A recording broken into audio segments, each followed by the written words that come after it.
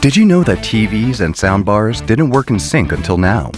But with the introduction of Q-Symphony, you'll get amazing sound output from your TV and soundbar at the same time.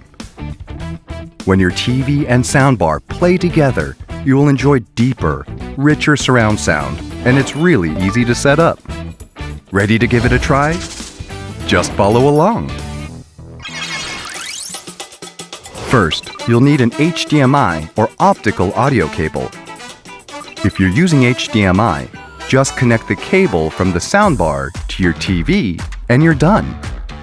Once you're all connected, go to your TV's home screen.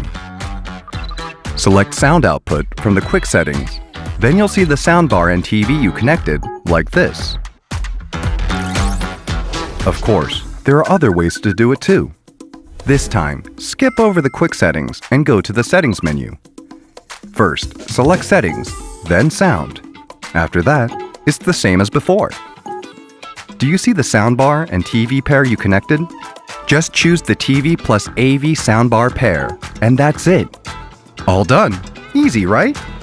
Q-Symphony is the best way to enjoy full-scale sound from the content you're watching.